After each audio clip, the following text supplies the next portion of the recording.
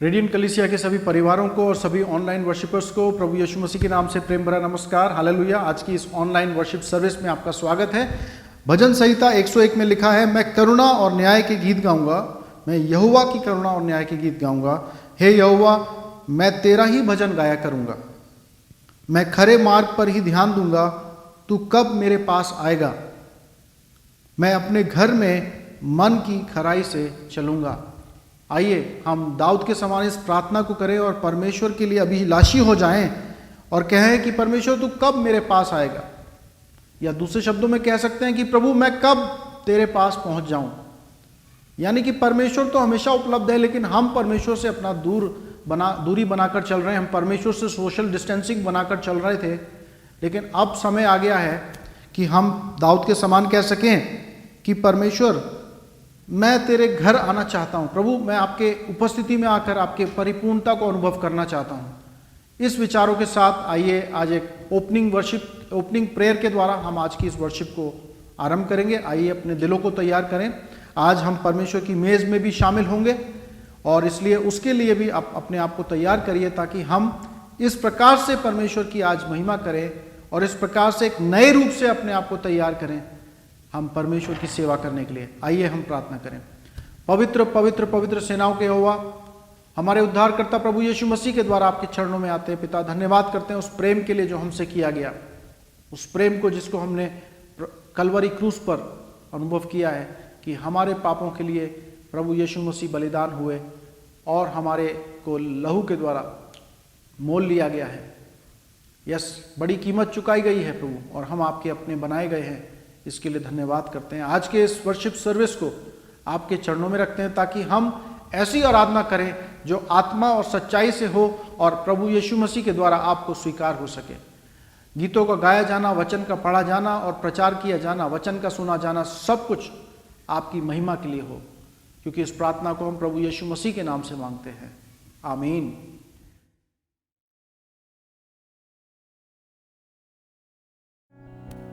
जय मसीह सबैलाई। आशा गर्दछौँ कि सबैजना चाहिँ सन्चै हुनुहुन्छ अनि चाहिँ खुसी हुनुहुन्छ अनि चाहिँ सबैजना चाहिँ यो अहिले चाहिँ तयारीमा हुनुहुन्छ। आमेन। आउनुहोस् हामी चाहिँ आजको सेवा सङ्गतिलाई हामी सुरु गर्नेछौँ।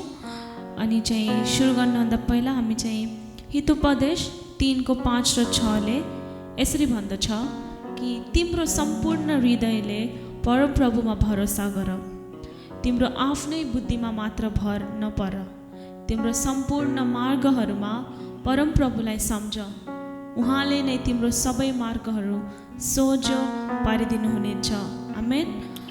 हामी परमेश्वरमा भरोसा राख्नेछौँ र अनि भन्नेछौँ प्रभु कि तपाईँ चाहिँ हाम्रो सबै मार्ग हुनुहुन्छ। अनि चाहिँ हामी त्यसै गरेर हामी चाहिँ उहाँमा रमाउनेछौँ। हामी जसै भए पनि अनि जहाँ भए पनि जुनसुकै समस्या या जुनसुकै दुःख या जुनसुकै काममा हामी भए पनि हामी चाहिँ परमेश्वरलाई स्तुति प्रशंसा गर्न हामी कहिले भुल्ने छैनौँ। आमेन। अनि त्यसै गरेर हामी रमाउँदै यो भजन गाउनेछौँ, रमाउने कारण येशूको नाममा भनेर हामी उहाँको नाममा मात्र हामी चाहिँ रमाउन चाहन्छौँ। आउनुहोस् हामी सबैजना चाहिँ आफ्नो मुखहरू उफारेर यो गानालाई गाउनेछौँ।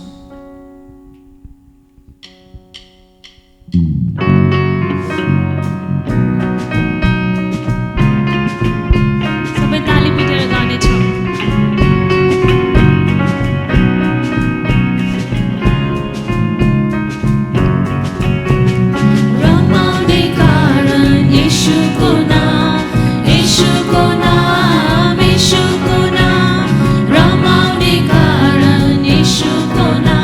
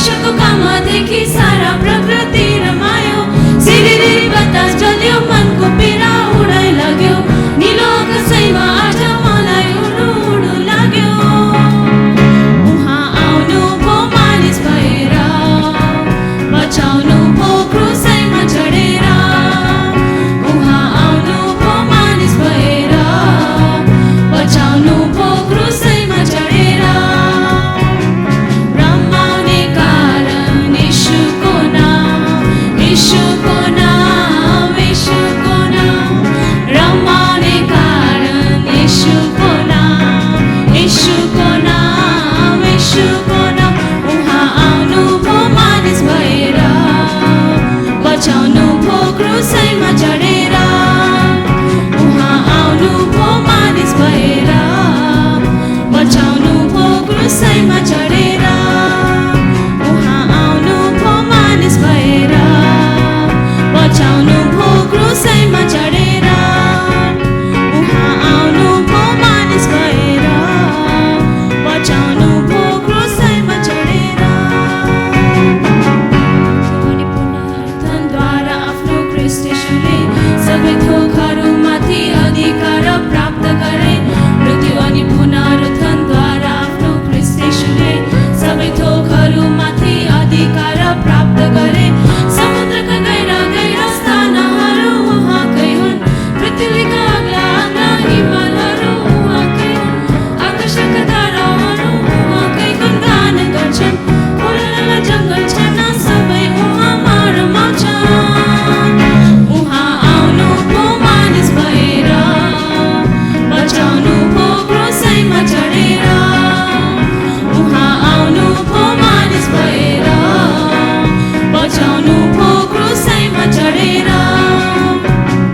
रमाउने कारण यीशुको नाम यीशुको नाम यीशुको नाम रमाउने कारण यीशुको नाम यीशुको नाम यीशुको नाम उहाँ आउनु भो मानिस भएर बचाउनु भो क्रुसैमा चढेर उहाँ आउनु भो मानिस भएर बचाउनु भो क्रुसैमा चढेर उहाँ आउनु भो मानिस भएर बचाउनु भो क्रुसैमा चढेर आमेन परमेश्वरलाई महिमा भएकोस् अनि हामीलाई थाहा छ कि परमेश्वर चाहिँ संसारमा आउनु भएको थियो कसको लागि हाम्रो लागि होइन अनि परमेश्वर संसारमा आएर चाहिँ उहाँले हाम्रो निम्ति चाहिँ मर्नु भयो अनि हाम्रो निम्ति ताकि हामी चाहिँ रमाउन सकौँ भनेर अनि यसै 30:15 यसरी भन्दछ परमप्रभु मेरा मालिक इजरायलका परम पवित्र यही भन्नुहुन्छ यही तिमी म कहाँ फर्किन्छौ भने तिमी सुरक्षित हुनेछौ अनि समापित गरेको भरोसाले तिमीलाई म कहाँ ल्याउने शक्ति हुनेछ ताकि तिमी शान्तिमा रहन सक्छौ तर तिमीहरू त्यसो गर्न चाहँदैनौ धेरैपल्ट हामी चाहिँ परमेश्वरमा हिँड्न चाहँदैनौँ उहाँबाट चाहिँ पल्टन चाहन्छौँ तर चाहिँ परमेश्वरले हमेसा हाम्रो साथमा हुनुभएको थियो आमेन अनि उहाँले हामीसँग भएर उहाँको प्रेममा चाहिँ हामीलाई डुबाउनु भएको छ अनि उहाँले हामीमा चाहिँ एक एक पल चाहिँ उहाँले हामीसँग बिताउन चाहनुहुन्छ आमेन हामी त्यसै गरेर चाहिँ अर्को कोरस गाउनेछौँ अनि यसले चाहिँ भन्दछ हामी चाहिँ धन्यवाद दिन चाहन्छौँ अनि हाम्रो सारा पुरा जोहरू चाहनाहरू छ त्यसरी परमेश्वरले पुरा गर्नुहुनेछ अनि हामी आउनुहोस् हामी चाहिँ आँखा बन्द गर्नेछौँ र उहाँमा मात्र रहनेछौँ अनि भन्नेछौँ प्रभु धन्यवाद छ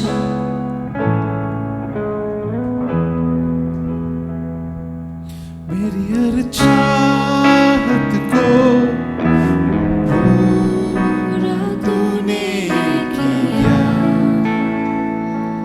यीशुआ आशाएं मेरी संपूर्ण हो गई तुझमें यीशुआ आउनुहोस् हामी चाहिँ भन्नेछौँ प्रभु मेरी हर हाम्रो सबै चाहतहरू चाहिँ उहाँले नै पूरा गर्नुहुनेछ। यीशु आउनुहोस् प्रभु हाम्रो जीवनमा प्रभु। आशाएं मेरी संपूर्ण हो गई तुझ में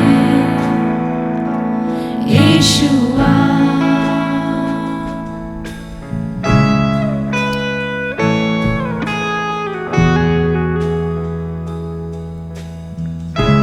हामी परमेश्वरलाई हाम्रो हृदयमा राख्नेछौँ अनि भन्नेछौँ प्रभु हाम्रो चाहना तपाईँ मात्र हुनुहुनेछ।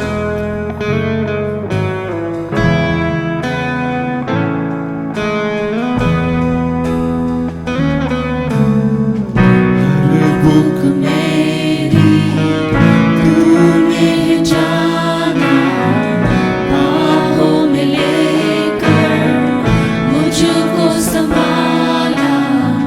हर बुक मेरी तूने जाना, बाहों में लेकर मुझको संभाला। धन्यवाद यीशुआ तेरा, धन्यवाद यीशुआ। चाहत को पूरा तूने किया यीशुआ। आशाएं मेरी संपूर्ण हो गई तुझ में यीशुआ।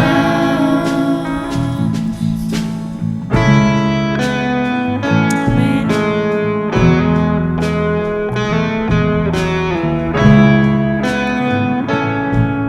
आउनुहोस् हामी चाहिँ आफ्नो हातहरू उचालेर भन्नेछौँ प्रभु हाम्रो सबै सोचहरू तपाईँमा राख्दछौँ प्रभु।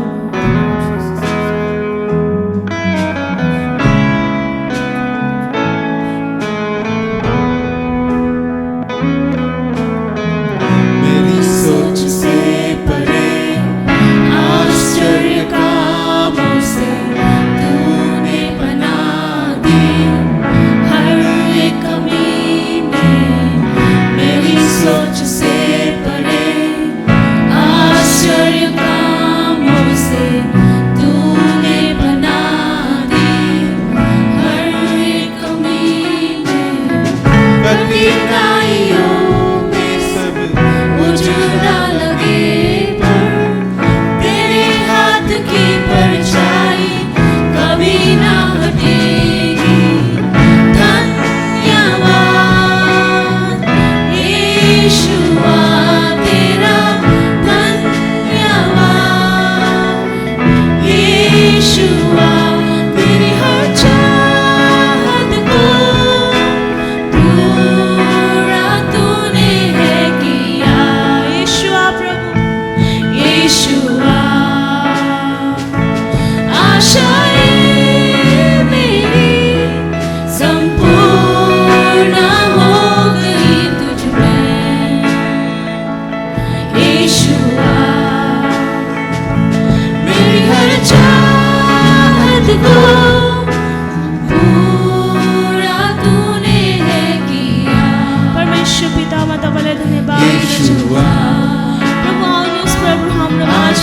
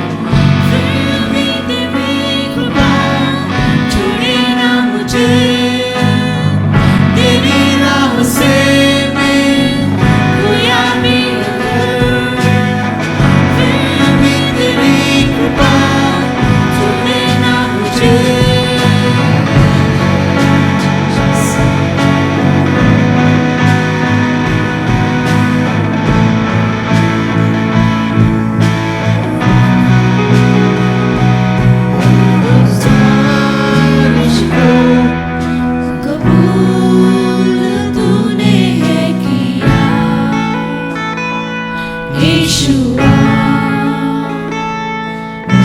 सवालों का जवाब तू ही यीशुआ, यीशुआ, हर गुजारिश को कबूल तूने किया, यीशुआ, सवालों का जवाब तू ही यीशुआ, यीशुआ, हर गुजारिश को कबूल तूने किया, यीशुआ,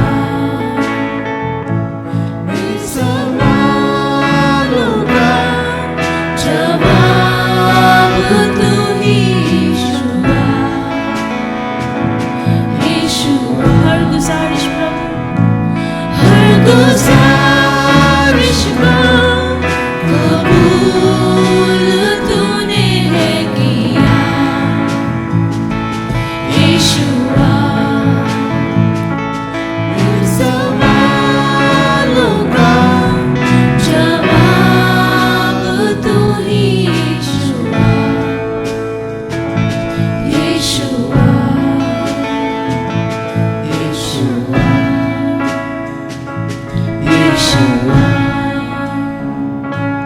यीशुआ, यीशुआ। धन्यवाद प्रभु।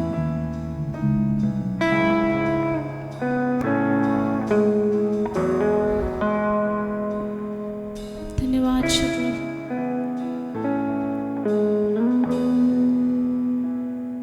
परमेश्वर पिता म तपाईँलाई धन्यवाद दिन चाहन्छु प्रभु। हाम्रो सबै गुजारिसहरू तपाईँले मान्नु भएको छ प्रभु। केही कुराको एउटा सवाल नहोस् सोधेर तपाईँले चाहिँ पुरा गर्नु भएको छ प्रभु। तपाईँ प्रभुहरूका प्रभु, राजाहरूका राजा हुनुहुन्छ प्रभु। प्रभु एक एक समय म तपाईँको हातमा राख्दछु प्रभु। प्रभु धन्यवाद छ प्रभु, तपाईँ आउनुहोस् हाम्रो माझमा, प्रभु आउनुहोस् हाम्रो जीवनमा प्रभु। प्रभु हामी तपाईँलाई उचाल्न चाहन्छौँ प्रभु। प्रभु हामी तपाईँले चाहिँ घोषणा गर्न चाहन्छौँ प्रभु। प्रभु धन्यवाद दिन चाहन्छु प्रभु, यस समय यो घडी तपाईँले दिनुभएको निम्ति। प्रभु हामीले गरेका एक एक प्रभु एक एक कामहरूलाई तपाईँ चाहिँ क्षमा गर्नुहोस् प्रभु। प्रभु हामीले जानी गरे पनि अनजानमा गरे पनि प्रभु तपाईँ चाहिँ हामीलाई हमेसा आफ्नो अङ्गालमा राख्नु भएको थियो प्रभु। हामी तपाईँलाई धन्यवाद दिन चाहन्छौँ प्रभु। हामी तपाईँलाई सबै कुराको निम्ति धन्यवाद दिन चाहन्छौँ प्रभु। तपाईँ मात्र परमेश्वर हुनुहुन्छ प्रभु। तपाईँ मात्र परमेश्वर जो चङ्गाई गर्ने परमेश्वर हुनुहुन्छ प्रभु। कतिपय समयमा हामी चाहिँ धन्यवाद भन्न पनि भुल्दछौँ प्रभु। प्रभु तपाईँ मात्र हुनुहुन्छ प्रभु। हामी सबै कुरा तपाईँको हातमा राख्दछौँ प्रभु। तपाईँ बिना हामी जिन सक्दैनौँ प्रभु। प्रभु सम्हाल्नुहोस् प्रभु, हामीलाई शक्ति दिनुहोस् प्रभु, हामीलाई चाहिँ त्यो भार दिनुहोस् प्रभु। प्रभु तपाईँले हामीलाई चुन्नु भएको छ प्रभु। तपाईँले हामीलाई चाहिँ प्रभु एउटा भाँडो बनाउनु भएको छ। तपाईँको इच्छा लाग्दो अझै काम गर्नुहोस् प्रभु। र प्रभु हामी तपाईँमा चाहिँ चल्न सकौँ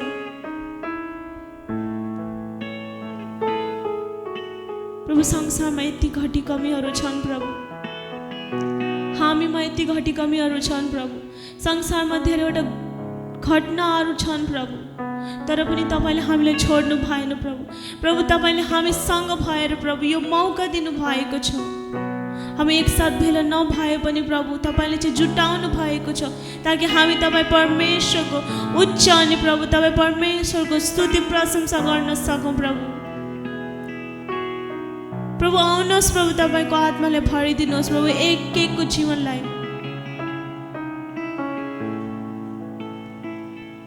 प्रभु हामीसँग दुःखहरू छन्, कष्टहरू छन् प्रभु। कतिपय समयमा हामी चाहिँ प्रभु लोटेका छौँ, हराएका छौँ प्रभु।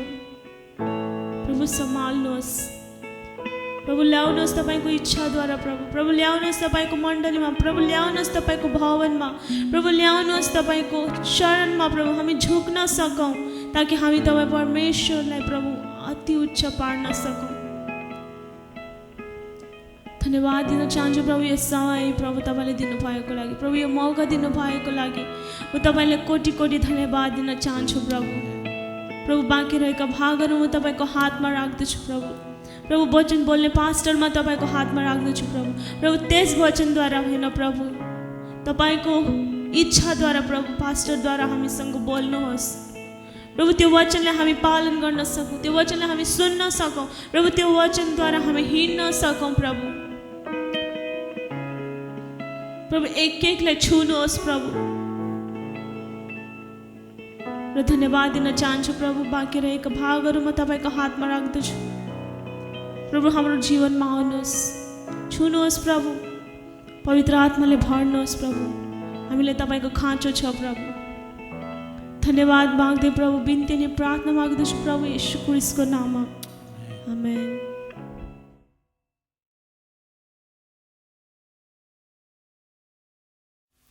सबैलाई जय मसीह। आजको मुख्य पुदा चाहिँ न्यायकर्ताको पुस्तकदेखि लिएको छ।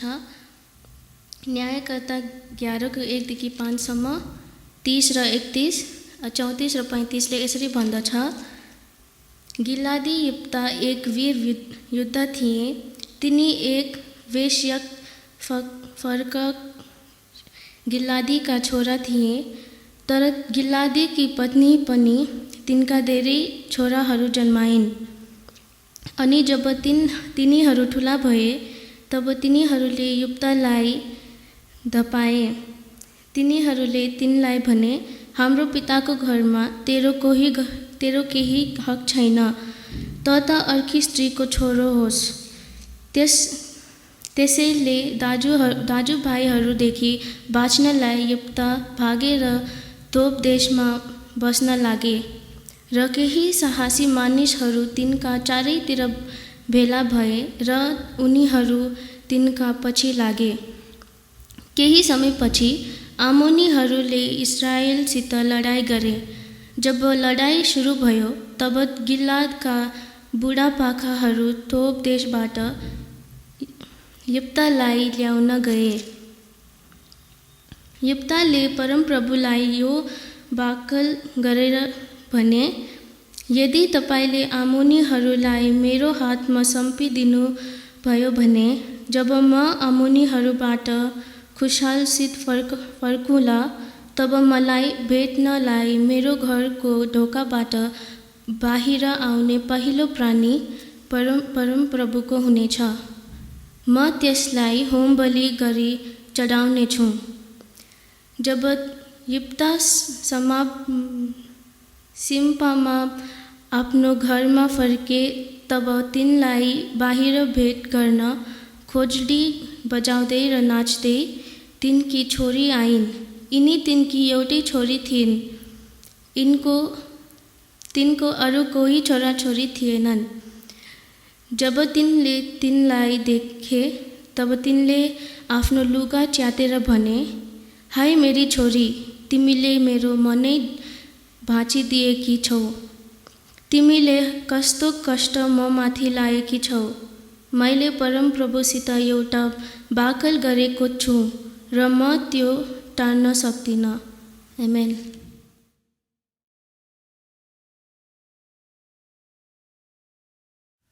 हालेलुया। हम परमेश्वर का धन्यवाद करते हैं कि परमेश्वर अपने वचन को अपने लोगों को देते हैं। यदि परमेश्वर अपने लोगों पर खुलासा ना करें तो हमारा परिश्रम करना व्यर्थ होगा। और आज जो है हम यिप्ता के जीवन से कुछ शिष्यता से संबंधित कुछ बातों को हम देखेंगे।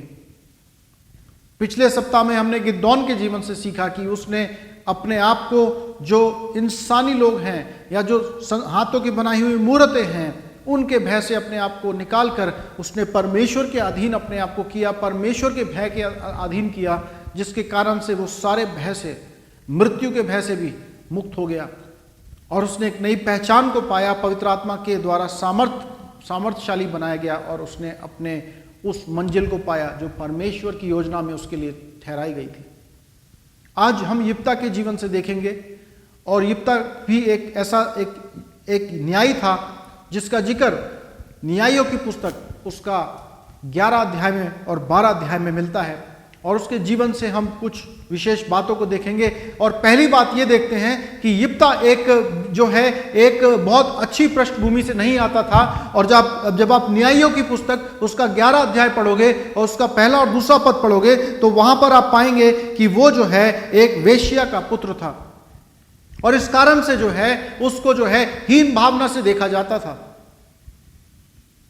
और हम देखते हैं कि कई बार जो है संसार के लोगों का ऐसा अमूमन बर्ताव होता है, वो लोगों को उनके पृष्ठभूमि के आधार पर या उनके जीवन का पुराने जीवन के आधार पर उनका जो है उसके साथ बर्ताव करते हैं, और लोग दूसरों को हीन भावना की विचारों से देखते हैं। लेकिन जो है आप ध्यान करिए कि जब आप किसी को हीन भावना की दृष्टि से देख रहे हो तो उसमें 2-3 चीजें हो रही हैं। पहली बात तो यह है कि आप अपने आप को उनसे ज्यादा धर्मी समझते हो, लेकिन बाइबल कहती है कि एक भी सिद्ध नहीं, एक भी कोई ऐसा नहीं जो पूर्ण रूप से सिद्ध हो। तो क्या एक छोटा चोर एक दूसरे बड़े चोर को क्या कहते हैं, क्या दोषी ठहरा सकता है?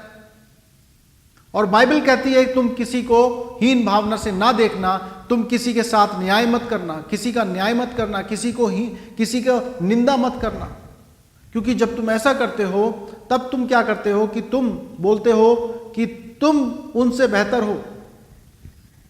हमारा जो है हमें ध्यान रखना है कि कोई भी जो है हम अपने आप को धर्मी ना समझे, लेकिन अगर कोई घमंड करे तो इस बात पर घमंड करे कि हम यीशु मसीह के लहू के द्वारा जो है हम धर्मी ठहराए गए। हालेलुया। यदि यीशु का लहू हमारे जीवन में ना होता, यीशु का लहू का बलिदान हमारे जीवन के अंदर कार्यशील ना होता, तो हमारे पास चाहे कितने भी पवित्र क्यों ना हो, चाहे कितने भी बड़े संत महात्मा क्यों ना हो, हमारे पास कोई उम्मीद ना होती। हालेलुया। तो यदि हम एक पापी व्यक्ति है जो यीशु के कारण शुद्ध किया गया है और यीशु के कारण क्षमा प्राप्त किया गया है, तो आपको और मेरे को क्या अधिकार है किसी के ऊपर दोष लगाने का या किसी को हीन भावना से देखने का? और ध्यान करिए कि जब आप किसी को हीन भावना से देखते हो तब आप क्या कर रहे हो कि आप उस व्यक्ति को जिसके लिए प्रभु यीशु मसीह ने अपने लहू को बहाया है, जिसके लिए प्रभु इतना जिसको बहुमूल्य समझता है कि उसके लिए अपना लहू को बहाया है, आप उस ऐसे व्यक्ति को जिसको प्रभु ने जो है नीचा नहीं देखा, आप ऐसे व्यक्ति को नीचा देखते हो, और नीचा देखने के द्वारा आप अपने आप को परमेश्वर से ऊंचे स्थान पर बिठा लेते हो। जब प्रभु किसी को हीन भावना से देखता तो आपको और मेरे को क्या अधिकार है भाई किसी को बुरी भावना से या किसी को नीच भावना से देखने का? और सबसे बात ध्यान करिए कि लोगों को जो बार बार याद दिलाते हो आप कि आपने ऐसा काम किया, आपने ऐसा काम किया, आपने ये 10 साल पहले ये काम किया था, आपने ये गलत काम किया था, तो ये ध्यान कर लो कि ये वाला काम जो है, ये 2 काम, इससे 2 चीजें साबित होती हैं। पहली बात तो ये कि आप ये बोल रहे हो दूसरे शब्दों में कि आप सिद्ध हो, लेकिन दूसरा आदमी गलत है। यदि आप अपने जीवन के अंदर देखेंगे तो आपको भी अपने जीवन के अंदर भी बहुत सी कमियां दिखाई देंगी। इसलिए जो खुद दोषी है आप हो सकता है आप उन जगहों में आपने कुछ गलत ना किया हो जिन जगहों पे आप दूसरे लोगों को दोषी ठहरा रहे हो, लेकिन आपके जीवन में भी जब झांक कर देखा जाएगा तो आपके जीवन में भी और भी उसी के समान 10 प्रकार की और त्रुटियां और कमियां निकलेंगी। तो बाइबल कहती है दोष ना लगाओ ताकि तुम पर भी दोष ना लगाया जाए। तुम दूसरों के साथ ऐसा ही बर्ताव करना जैसा तुम चाहते हो लोग तुम्हारे साथ करें, जैसा परमेश्वर ने आपके साथ अपने प्रेम के साथ सलूक किया। यद्यपि आप पापी हैं, यद्यपि मैं पापी हूं, जब परमेश्वर ने आपके साथ जैसा ट्रीट किया, अब आपको भी जो है उसी के अनुसार अन्य लोगों के साथ भी ट्रीट करना है। किसी को भी नीचे भावना के साथ देखने का आपको या मुझे या किसी भी इंसान को कोई अधिकार नहीं है। लेकिन हम देखते हैं कि उन्होंने उसके पृष्ठभूमि के कारण यिप्ता को तुच्छ जाना और उस व्यक्ति को अपने एक तरीके से बीच में से तिरस्कृत कर दिया और उसको अपने बीच में से उन्होंने निकाल दिया। और दूसरी बात हम देखते हैं कि इसी विषय में कि बाइबल कहती है, पहला कुरिन्थियों 1 अध्याय के 27 पद और 28 पद में वो कहते हैं, प्रभु का वचन कहता है, तुम में से बहुत से लोग जो है बुद्धिमान न थे, न शक्तिमान थे, न कुलीन व्यक्ति बुलाए गए थे, परंतु परमेश्वर ने संसार के मूर्खों को चुन लिया था कि ज्ञानवानों को लज्जित करे, और परमेश्वर ने संसार के निर्बलों को चुन लिया कि बलवानों को लज्जित करे। तो यदि परमेश्वर ने आपको आपकी निर्बलताओं में और आपके कमियों के अनुसार जो है उसके साथ चुन लिया, तो अब आपको जो है उसके लिए, उसके कारण आपको धन्यवाद रहना है, लेकिन घमंड नहीं करना है। अपने आप को दूसरों से सिद्ध नहीं जानना है, अपने आप को दूसरों से पवित्र करके नहीं महसूस लोगों के सामने प्रकट करना है। और जब आप लोगों को आप याद दिलाते हो बार बार कि तुमने ऐसा किया था, तब आप क्या कर रहे हो, आप उनको कंट्रोल करने का आप साजिश रच रहे हो, ताकि लोगों को गलत ठहराकर, लोगों को गिल्टी ठहराकर आप जो है उनके ऊपर अपना नियंत्रण कर सको। और ये काम जो है शैतान का है, क्योंकि शैतान दोष कर लगाने वाला है, और वो दोष लगाकर लोगों को भय में और अपने नियंत्रण में दबा कर रखना चाहता है। लेकिन परमेश्वर क्या करते हैं, परमेश्वर लोगों को क्षमा करते हैं। परमेश्वर कहते हैं, मैं तुम्हारे गुनाहों को समुद्र के गहरी तह में फेंक दूंगा और उसे कभी स्मरण ना करूंगा। हालेलुया। और प्रभु यीशु मसीह कहते हैं, मैं तुम्हें जो है एक नया पहचान दूंगा, एक मैं नया तुम्हें जो है शुरुआत दूंगा। एक तुम जब मेरे चरणों में आ जाओगे तो तुम्हारे पुरानी पहचान को मैं भुलाकर तुम्हें एक नई पहचान दूंगा, और तुम्हारे जीवन का एक नया अध्याय मेरे साथ तुम शुरू कर सकते हो। आपके जीवन में कुछ भी, पहले का जीवन में कुछ भी क्यों ना घटा हो, लेकिन आज यदि आप परमेश्वर की आवाज़ को सुन रहे हो, तो आपको परमेश्वर का वचन न्योता देता है, निमंत्रण देता है। परमेश्वर निमंत्रण देते हैं कि आप प्रभु यीशु मसीह के सामने अपने गुनाहों को मानकर प्रभु यीशु मसीह के चरणों में आ जाएं, प्रभु यीशु मसीह की एक नई पहचान को प्राप्त करें, और प्रभु यीशु मसीह के साथ अपने जीवन की एक यात्रा को, नए एक चैप्टर को शुरू करें कि आज से लेकर जीवन के अंत तक, और जीवन अंत, सांसारिक जीवन अंत होने के बाद भी वो जो संगति है, वो जो प्रभु यीशु मसीह के साथ आपकी पहचान है, वो कभी खत्म ना होगी, और आप एक सामर्थ का जीवन पाएंगे, एक नई खुशियों का जीवन आपके जीवन में दिया जाएगा। दूसरी बात हम देखते हैं कि यिप्ता को जब संकट आया, तब यिप्ता को, जिसको उन्होंने तुच्छ जाना था, उसी व्यक्ति को अब दोबारा से वो लोग याद करने लगे। अब वो कहते हैं कि भाई आपकी हमें सहायता की जरूरत है। और इस बात से एक चीज समझ में आती है कि जब इंसान को आपके साथ ट्रीट करता है, अधिकतर उसको ये लगता है कि इससे हमें क्या मिल जाएगा। लेकिन जब हम देखते हैं कि परमेश्वर हमारे साथ ट्रीट करते हैं, तो वो ये नहीं देखते कि हमें उनसे क्या मिल जाएगा, लेकिन वो हमारे साथ ऐसे ट्रीट करते हैं कि हम उनके बगैर क्या कुछ खो रहे हैं। और यही चीज जो है हम परमेश्वर के लोगों के जीवन में भी देखते हैं, या हमें देखना होगा कि हमारे अंदर भी क्या ऐसी बातें हैं, ऐसा स्वभाव है कि हम परमेश्वर के विचारों के अनुसार अपने जीवन को बिता रहे हैं, कि हम लोगों के साथ ऐसा ट्रीट नहीं कर रहे कि हमें क्या मिल जाएगा, लेकिन हम लोगों के साथ ऐसा ट्रीट कर रहे हैं कि वो क्या कुछ खो देंगे यदि वो परमेश्वर को नहीं पाएंगे। क्योंकि हमारी उम्मीदें लोगों से नहीं लगी कि लोगों से हमें क्या मिल जाएगा, हमारी उम्मीदें लगी हैं परमेश्वर से, क्योंकि हम परमेश्वर है जो हमें चीजों को, आशीषों को देने वाला है। लोग आपको और मुझे क्या दे सकते हैं, और हम इस बात को, जो यीशु मसीह के चेले हैं, वो इस बात को भली भांति जान गए हैं। और इसीलिए अब्राहम के समान हम कह सकते हैं, यहोवा ही मेरा प्रतिफल है। यहोवा ही, दाऊद के समान कह सकते हैं, यहोवा ही मेरा भाग और मेरा वो प्रतिफल है। तो इसलिए हम जब लोगों के साथ ट्रीट कर रहे हैं, हम लोगों के साथ इसलिए ट्रीट नहीं कर रहे कि लोगों से हमें क्या मिल जाएगा, लेकिन हम लोगों के साथ इसलिए ऐसे उनको देख रहे हैं कि वो क्या कुछ खो रहे हैं परमेश्वर को बिना जाने हुए। और हम देखते हैं कि यहां पर एक मनुष्य का स्वभाव दिखाई देता है, क्योंकि मनुष्य जो है दूसरों के साथ ऐसे ट्रीट करता है कि उसको दूसरों से क्या फायदा मिलेगा। यह संसार के लोगों का जीवन जीने का तरीका है। संसार के लोग आपको वैल्यू देंगे, क्योंकि वैल्यू तब तक देंगे जब तक उन्हें पता है कि आपसे उन्हें कुछ मिलेगा। लेकिन आप देखिए, जब परमेश्वर ने हमें जब हमसे उन्होंने अप्रोच किया, तो परमेश्वर ने हमसे इसलिए बुलाया, हमें इसलिए नहीं चुना क्योंकि हमें उन्हें हमसे कुछ मिल सकता था, लेकिन परमेश्वर ने हमसे इसलिए प्रेम किया क्योंकि उनके बिना हमें बहुत कुछ हम जीवन में खो रखे थे। हमने बहुत कुछ अपने जीवन से खो दिया था और हम बहुत कुछ विनाश के डगर पे थे।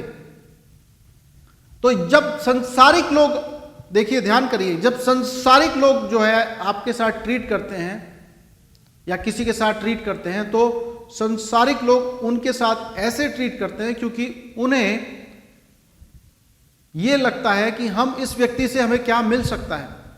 लेकिन जब परमेश्वर के लोग जो हैं, जिनके अंदर परमेश्वर का गुण है, जब वो दूसरों के साथ ट्रीट करते हैं तो उन्हें कैसे ट्रीट करना है? उन्हें ऐसे ट्रीट नहीं करना है कि उससे हमें क्या मिल जाएगा, लेकिन परमेश्वर के प्रेम के अंतर्गत क्योंकि वो चलाए जा रहे हैं, इस वजह से वो परमेश्वर के स्वभाव में चल रहे हैं और इस वजह से वो उनके लोगों के साथ ट्रीट ऐसे नहीं कर रहे कि उन्हें लोगों के साथ क्या मिल जाए, लेकिन वो इसलिए लोगों के साथ ट्रीट कर रहे हैं कि अगर वो यीशु को नहीं जानेंगे तो कितना कुछ खो देंगे। और इसीलिए पौलुस जो है अपने जीवन को पूर्ण रीति से परमेश्वर के हाथों में सौंप देता है, ताकि परमेश्वर के कमी के द्वारा, परमेश्वर की कमी में जो लोग जीवन बिता रहे हैं, परमेश्वर से दूर रहकर जो लोग आशीषों को खो रहे हैं, उन आशीषों को परमेश्वर के प्रेम के द्वारा वो लोगों तक पहुंचा सके। हालेलुया।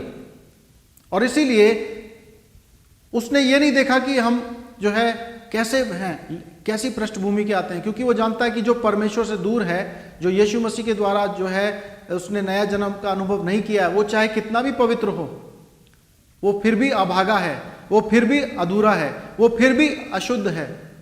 और इसीलिए वो जहां कहीं भी जाता है, वो लंबी लंबी यात्राओं को करके अपने घर से निकल गया, अपने गांव से निकल गया, अपने लोगों के बीच में से निकल गया और लंबी लंबी यात्राएं करी।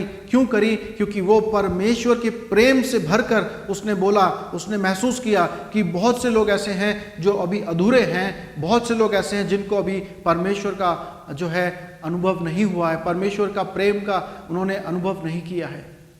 और इसीलिए वो जहां कहीं जाता है, वो लोगों के साथ ऐसे ट्रीट नहीं करता कि उसे लोगों से क्या मिल जाए, लेकिन वो लोगों को ऐसा देखता है कि वो कितने अधूरे हैं परमेश्वर के बिना, और इस वजह से वो कंपेल हो जाता है, वो विवश हो जाता है कि परमेश्वर के प्रेम और परमेश्वर के जीवनदायक संदेश को उन तक पहुंचा सके।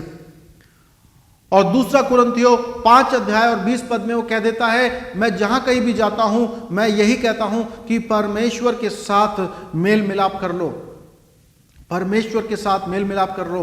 ध्यान करिए कि दुनिया के लोग जब आपके साथ ट्रीट कर रहे हैं तो वो आपके साथ ट्रीट कर रहे हैं ताकि उनको आपके जीवन से क्या मिल जाए, लेकिन जब परमेश्वर या परमेश्वर के लोग आपके साथ ट्रीट करेंगे, या अगर आप परमेश्वर का अपने आप को जन मानते हैं, तो आपको लोगों के साथ ऐसा ट्रीट करना है कि आप लोगों से क्या मिल जाए नहीं, लेकिन आप लोगों को परमेश्वर की कैसे आप लोगों तक आशीष पहुंचा सके।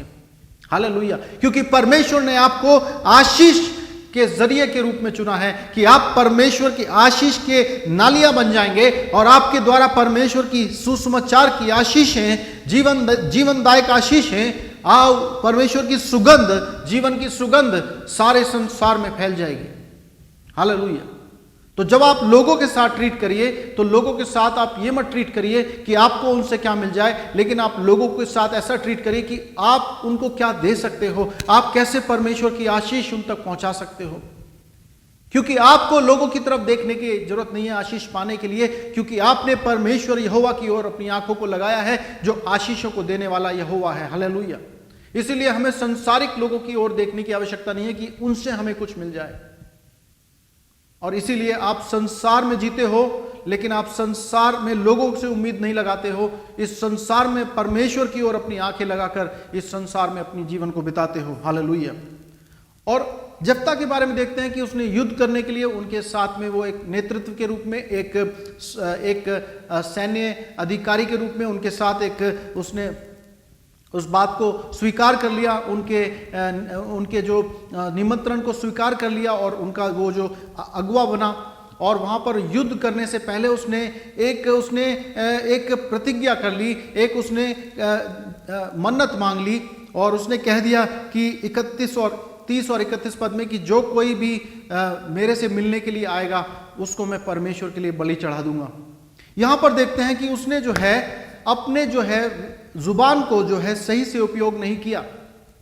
क्योंकि जो है वचन कहता है कि तू अपने बोलने में धीरे रहना और सुनने में तेज रहना, और अपने जुबान को अपने काबू में रखना कि तेरे जुबान से कोई ऐसी बात ना निकल जाए जो तेरे लिए बाद में फंदा बन जाए।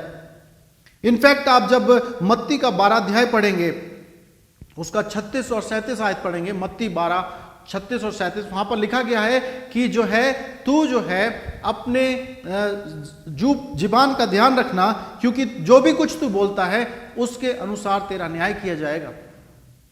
तो कभी कभी हम लोगों की बड़बड़ाने की और गुस्से में आकर के अपनी भावनाओं में बह करके उल्टा सीधा बोलने की आदत है, लेकिन वही बातें जो हैं वो हमारे लिए क्या बन जाती हैं, मुश्किल का और मुसीबत का कारण बन जाती हैं। इनफैक्ट कई बार हम ऐसी चीजें बोल देते हैं जो हमारे जीवन में एक कर्ज के रूप में स्थापित हो जाती हैं, और हमारे परिवारों में और हमारे वंशागत रीति से हमारे परिवारों में वो कर्ज ऑपरेट होने लगते हैं, और हम सोचते हैं कि आप सब कुछ सही कर रहे हैं, लेकिन फिर भी जो है आपके जीवन में समस्याओं का अंत क्यों नहीं हो रहा है? क्योंकि आपने या आपके बाप दादाओं ने जो कर्सेस बोल दिए, जो आपके परिवार में उन्होंने अगेंस्ट में कुछ अपने खुद के अगेंस्ट में बोल दिया, या अपने परिवार के अगेंस्ट में बोल दिया, या अपने बच्चों के अगेंस्ट में जो बोला उन्होंने गुस्से में आकर के, वो चीजें जो हैं, वो भी चीजें जो हैं वो ऑपरेट करने लगती हैं, और वो कर्ज के रूप में आपके जीवन के अंदर एक बीमारी के रूप में, आत्मिक बीमारी, आत्मिक सड़ाहट का कारण बन जाती हैं। और ना केवल ये, लेकिन आप देखिए जब आप व्यवस्था विवरण 12 अध्याय उसका 31 पद को पढ़ेंगे, या फिर लय व्यवस्था उसका 18 अध्याय 21 पद को पढ़ेंगे, तो वहां पर सफाई से लिख दिया गया है कि तू जो तेरा परमेश्वर ऐसा है कि तू उसके सामने वस्तुओं का तो बलि ला सकता है, लेकिन परमेश्वर जो है मनुष्यों की बलि को जो है घृणित समझता है, और ऐसा घृणित कार्य तू परमेश्वर के सामने कदापि ना करना। तो यानी कि यिप्ता को परमेश्वर के वचन का ज्ञान नहीं था, और इसीलिए वो एक ऐसी बड़ी भूल कर बैठा। उसने अपने मुंह से एक ऐसी बात निकाल दी, जो ऐसी मन्नत मांग ली जो कि परमेश्वर की योजना के विरुद्ध में थी, और जिसके कारण उसने अपने आप को एक बड़ी संकट में डाल लिया। लेकिन हम देखते हैं यहां पर कि एक वो अपने बातों को जो है, अपने वचन को जो है, वो उसने मन्नत को जो माना था उसको वो पूरी तरीके से उसने अपने आप को जो है, उसने अपने आप को बाध्य रखा। क्योंकि जब आप सबोपदेशक की पुस्तक एक्लीसियास्टिस को पढ़ेंगे तो वहां पर लिखा है कि अपने शब्दों के बोलने में, एक्लीसियास्टिस चैप्टर 5 वर्सेस 2 and 5, सबोपदेशक 5 अध्याय 2 और 5 में लिखा हुआ है कि जब तू बोले तो बोलने में सावधानी रखना, और तू मन्नत ना मांगना। यानी कि मन्नत मांगने के लिए जो है बेसिकली मनाही की गई है वचन में, ठीक है। नॉर्मली परमेश्वर की ये इच्छा नहीं कि हम कोई मन्नत मांगे, क्योंकि किसी भी चीज की हम मन्नत नहीं इसलिए नहीं मांग सकते क्योंकि कुछ भी हमारा नहीं है। आप बोलेंगे मैं ये कर दूंगा, तो वो आपका नहीं है, वो तो खुद ही परमेश्वर का ही है। मैं इसकी बलि चढ़ा दूंगा, परमेश्वर को बलि की जरूरत नहीं है, परमेश्वर को आज्ञा पालन की जरूरत है। तो इसलिए परमेश्वर का वचन एक सिद्धांतिक रूप से डिस्करेज करता है मन्नत मांगने के लिए, लेकिन फिर भी कहता है कि यदि आपने मन्नत मांगी भी है तो एक्लीसियास्टिस 5 अध्याय के 4 पद में लिखा हुआ है, सबोपदेशक 5 के 4 में लिखा हुआ है, यदि तूने मांग ली है तो अब उसको पूरा कर। और यिप्ता एक ऐसा व्यक्ति था जिसने कि एक अपने जीवन के अंदर जो अपने वचनों को उसने वैल्यू दी। कई बार क्या होता है कि जो अपन हम वचन देते हैं वो वचन को हम मानते नहीं, उसको पलट जाते हैं, वो हम कह देते हैं नहीं हमने तो ऐसा बोला नहीं था। लेकिन यिप्ता के अंदर कमियां, बहुत सी कमियां थी, तो लेकिन ये भी एक उसकी खासियत थी कि वो अपने वचन को पूरा करने के ऊपर विश्वास करने वाला व्यक्ति था। कई बार जो है आपके जीवन में भी ऐसी बात आई होगी कि आपने किसी को कुछ बोला होगा, किसी को कुछ आपने वचन दिया होगा, लेकिन बाद में हो सकता है कि आपने, क्योंकि आपके जीवन में मुश्किल आई या आपके जीवन में कोई संकट आया, तो हो सकता है कि आप उससे मुकर रहे हो। लेकिन जो परमेश्वर का सच्चा जो चेला होता है, जो परमेश्वर का सच्चा जन होता है, वो अपने दिए गए वचन से जो है मुकरता नहीं है। और इसी प्रकार के लोगों को जो है परमेश्वर अपने सेवकाई में यूज करते हैं, जो कि अपने दिए गए वचनों का जो है पालन करेंगे, क्योंकि वो जानते हैं कि जब आप कुछ बोलते हैं तो यदि आप उसका वैल्यू करें या ना करें, लेकिन परमेश्वर उसका वैल्यू जरूर करते हैं। हालेलुया। तो इसीलिए आप अपने जब वचन निकालें तो बहुत सावधानी से निकालें, क्योंकि आपका एक एक वचन जो है उसके अनुसार पर आपका और मेरा न्याय किया जाएगा। अब यदि हम किसी संकट में आ गए हैं, यदि हमने अपने मुख का, अपने जीवान का सही इस्तेमाल नहीं किया और उसके कारण हम किसी समस्या में पड़ गए हैं, तो हमारे लिए क्या उम्मीद है। हम परमेश्वर का धन्यवाद करते हैं कि हर एक मुसीबत का जो समाधान है वो यीशु मसीह हमारे उद्धारकर्ता के पास है। हालेलुया। यदि आप किसी अपने मुंह के वचन के कारण किसी ऐसी समस्या में आ गए हो, किसी ऐसी परेशानी में आ गए हो और आपको लगता है कि अब मेरे लिए कोई उम्मीद नहीं है, मेरे लिए कोई निकासी का रास्ता नहीं है, मेरे लिए कोई ऐसा रास्ता नहीं कि जैसे कि मैं इस समस्या में से बाहर निकल सकूं, तो ध्यान करिए कि परमेश्वर में हमारे सबसे नाउम्मीदी के मार्ग में भी परमेश्वर उम्मीद का मार्ग निकालता है। जब सारे रास्ते बंद हो जाते हैं तब परमेश्वर अपनी ओर से रास्ते को निकालता है। हालेलुया। और हम देखते हैं कि परमेश्वर कहता है कि अगर तुमने जो है अपने ऐसे समझदारी से नहीं लेकिन मूर्खता से बोल करके कुछ ऐसी मन्नत मांग ली है जिसके कारण तुम समस्या में पड़ गए हो और अब तुम उस मन्नत को पूरी करने की स्थिति में नहीं हो, तो लेवी व्यवस्था की पुस्तक उसका 5 अध्याय और उसका 5 और 6 पद में लिखा गया है कि तब तू क्या करना, तू अपने बलिदान को लेकर उसके पास, महायाजक के पास जाना, याजक के पास जाना, जो तेरे बिहाफ पर जो है बलि को चढ़ाएगा।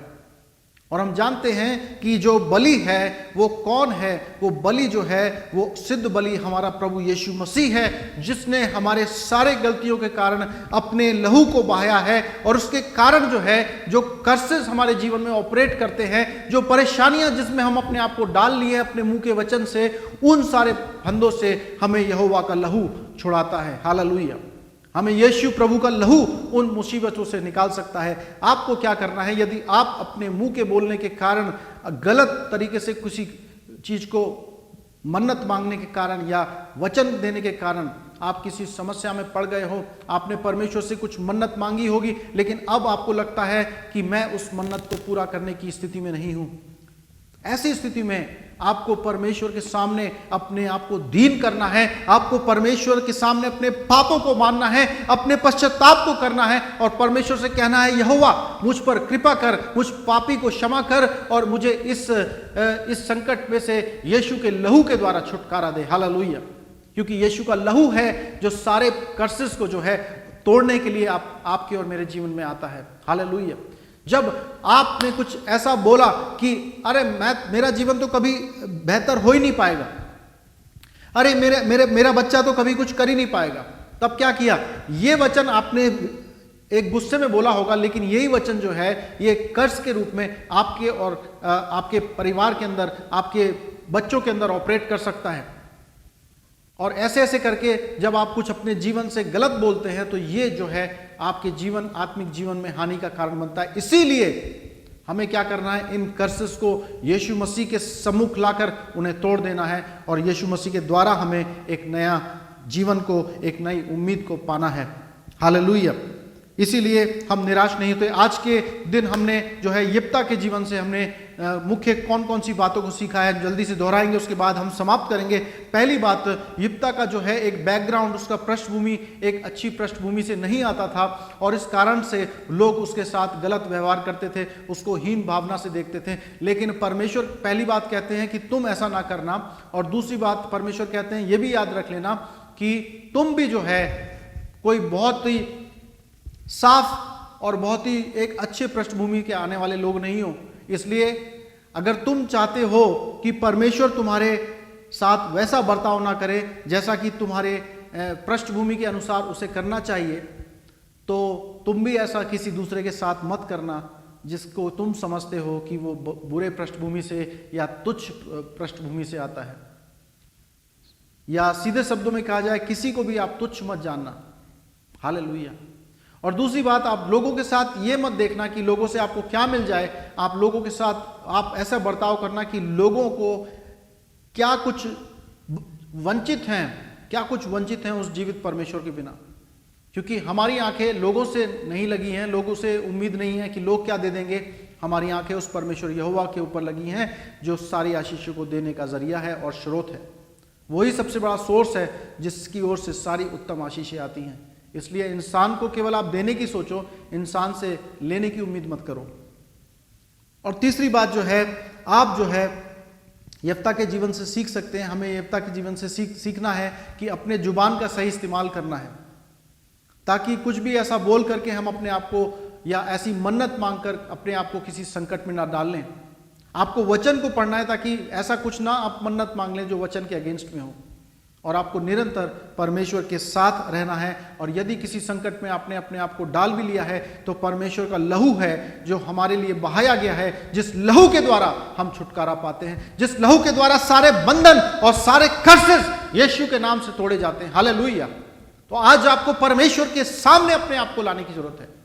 आज अपने पापों को पश्चाताप करने की जरूरत है। आज हम मेज में जा रहे हैं। हम मेज में जाने के लिए आज अपने आप को नए रूप से तैयार करेंगे। यदि कोई ऐसी बात है जिसमें आपने परमेश्वर की आत्मा को शोकित किया, यदि कोई ऐसी बात है कि अपने मुंह के बोलने के कारण आपने किसी के विचारों को दुख पहुंचाया, तो आपको आज समय है अपने आप को पश्चाताप करके परमेश्वर के सामने लाने का। आइए हम इस प्रार्थना, एक अंतिम प्रार्थना के द्वारा आज के संदेश को अंत करेंगे। प्रभु आपका धन्यवाद करते हैं प्रभु जी कि आपने वचन दिया और इस जेप्ता के जीवन से हमें बहुत सी बातों को सिखाया है प्रभु जी। हम प्रार्थना करते हैं कि आपके प्रेम में और आपके उस कॉन्फिडेंस में जो प्रभु जी आपके छुटकारे के द्वारा मिला है कि हमारे सारे अपराध क्षमा किए गए हैं और हमारे कर्ज तोड़े गए, उसी कॉन्फिडेंस में हमें आगे चलने के लिए आप हमें संभालिए और हमारी अगुवाई करिए। और हमें प्रभु जी आप ऐसा अपना स्वभाव दीजिए, जैसा आप हमारे साथ ट्रीट करते हैं वैसा भी हम दूसरों के साथ ट्रीट कर सकें। इस प्रार्थना को यीशु के नाम से मांगते हैं, आमीन आमीन।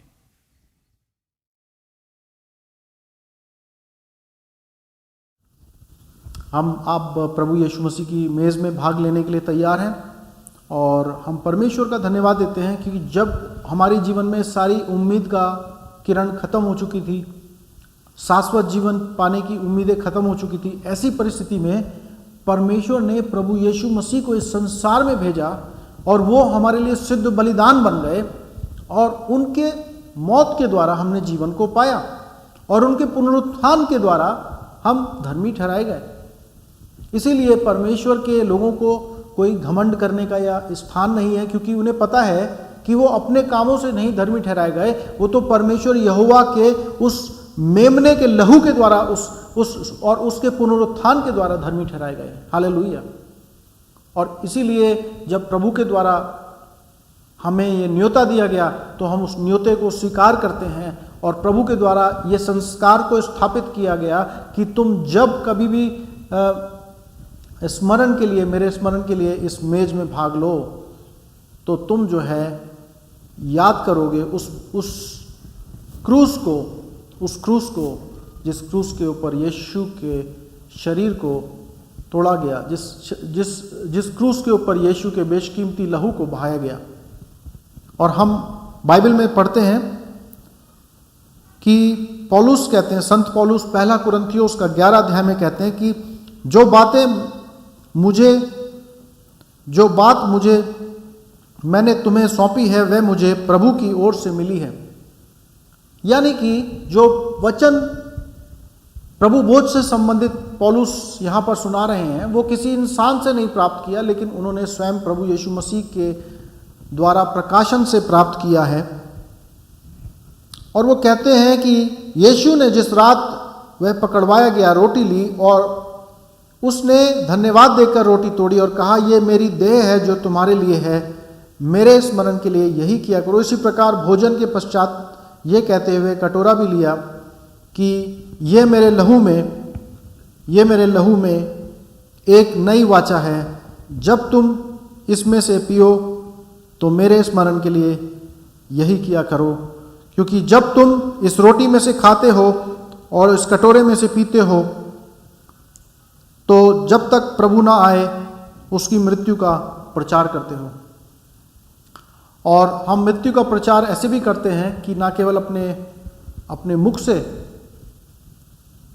हम यीशु मसीह की मृत्यु का प्रचार करते हैं, लेकिन जिस प्रकार से हम जीते हैं वो भी हम प्रभु यीशु मसीह की मृत्यु का प्रचार करते हैं। क्योंकि बाइबल में दूसरा कुरिन्थियों 5 और 14 और 15 में लिख दिया गया, अब जो जीवित हैं वो ऐसे ना जिएं कि वो अपने लिए जिएं, लेकिन अब जो जीवित हैं वो इस प्रकार से जिएं कि वो उसके लिए जी सकें जो उनके लिए मर गया और जी भी उठा। हालेलुया। तो यीशु मसीह की जो मृत्यु का प्रचार है, आप अपने केवल शब्दों से नहीं करते, लेकिन आप अपने जीवन जीने के एक नए तरीके से भी करते हो, क्योंकि अब आप अपने के लिए नहीं जी रहे हो, अब आप तो परमेश्वर के लिए और परमेश्वर की इच्छाओं को पूरा करने के लिए जी रहे हो। और इसी बात की शिक्षा जो है रोमियो के 6 अध्याय में दी गई है कि अब तुम तो मसीह के साथ दफना दिए गए हो। यदि अब तुम जीवित हो, यदि अब पुनरुत्थान के जीवन में आए हो, तो अब तुम्हारा जीवन मसीह के लिए बिताना है।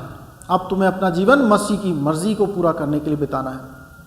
तो आइए आज के इस रोटी और प्याले में जाने से पहले हम प्रार्थना करेंगे, अपने दिलों को तैयार करेंगे और उसके बाद हम परमेश्वर की मेज में शामिल होंगे।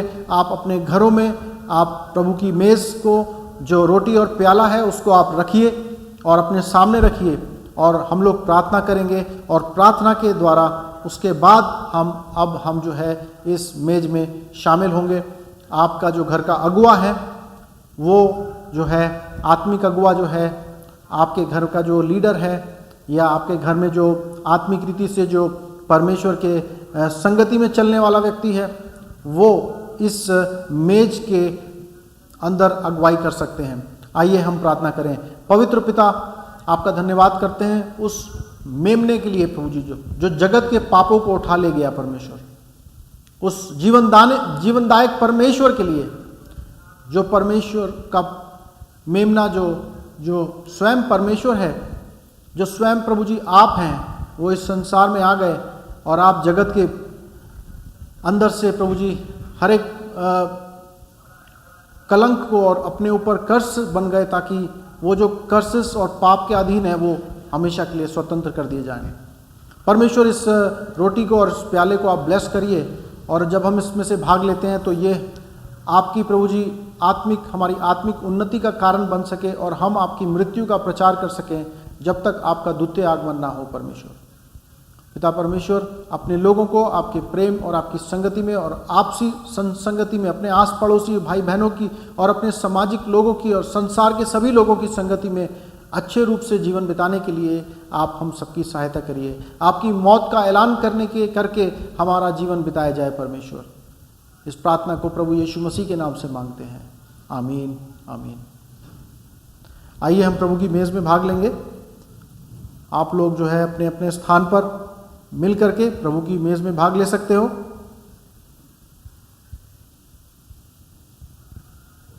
परमेश्वर का धन्यवाद हो उस रोटी के लिए, उस शरीर के लिए जो हमारे लिए तोड़ा गया।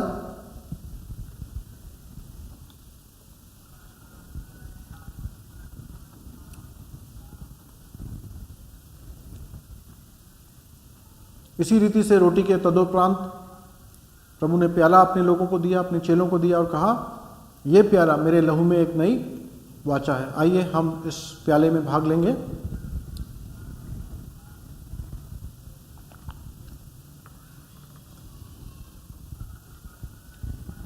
मैं उम्मीद करता हूं कि आपने आज के वचन और इस रोटी में मेज में भाग लेने के द्वारा आत्मिक बल और सामर्थ्य को प्राप्त किया है और आप अपने जीवन में एक नए रीति के अनुसार एक नई चाल में चलेंगे।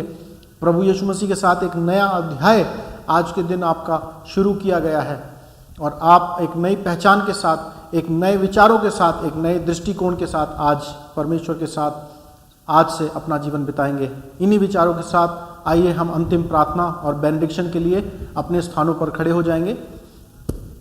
पवित्र पवित्र पवित्र सेनाओं के यहोवा, आपका धन्यवाद करते हैं इस वचन के लिए जो आपने यिप्ता के जीवन से शिष्यता के संबंध में हमें सिखाया। और हम प्रार्थना करते हैं कि परमेश्वर आपके प्रेम और आपकी संगति में हम पाए जाएं और प्रभु जी आपकी पहचान प्रभु जी हमारे अंदर गहराई से स्थापित हो और आपकी मृत्यु को प्रभु जी हम अपने जीवन जीने के तरीके से और अपने मुख के द्वारा हम प्रचार कर सकें।